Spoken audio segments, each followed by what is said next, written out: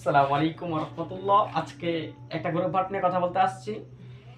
চলো শুরু করি। দেখো, বেয়ারদের একটা গ্রুপ ভার্ব আছে। বেয়ার মানে ধরে নিলাম এটা ভাল্লুক। কি ধরে নিলাম? ভাল্লুক। ধরো সন্ধ্যার সময় পায় অন্ধকার হয়ে আসছে, ওই সময়ে ধরো তোমাকে ভাল্লুক দেখতে পাইছে, তুমি তাড়াতাড়ি পাহাড়ে উঠে গেলা। হুম, তখন তোমার দিকে ভাল্লুক আসছে ফেরে, তখন বলছি বেয়ার আপ, অর্থাৎ ওপরে আসছে। ভাল্লুক ওপরে আসছে, বেয়ার মানে ভাল্লুক ধরে নিয়েছি, তাহলে বেয়ার আপ করছে, ওপরে আসছে।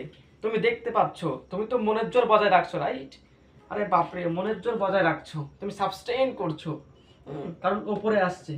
আর যখন বেয়ার উইথ, যখন তোমার সাথে, এখন অন্ধকারে তো ভাল্লুক দেখতে পাচ্ছে না, তাই তোমার সাথে তুমি সহ্য করে আছো ভাই, খুব আগে ভাই সহ্য করছো, তুমি টলারেন্ট। কারণ লড়ে চড়ে গেলেই কিন্তু সমস্যা, রাইট? তার জন্য দেখো বেয়ার আউট। আমরা বলবো ভাল্লুককে আমরা আউট করতে চাই না, ইয়েস, কারণ সে এত সহ্য করতে হচ্ছে এত কিছু ভাইয়া। তাহলে আমরা বলবো বেয়ার আউট, ইয়েস, আমরা এটা সমর্থন করি, বেয়ারকে আউট করতে হবে, আউট করতে হবে, এটা আমরা সমর্থন করি।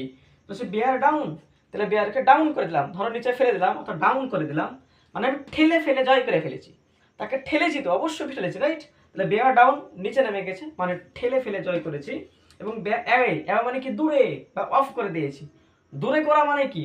ভালুককে দূর করে দিয়েছি, অ্যাওয়ে মানে দূরে করা, তো দূর করা, তাহলে দূর করে দিয়েছি মানে জয় কেড়ে নিয়েছি।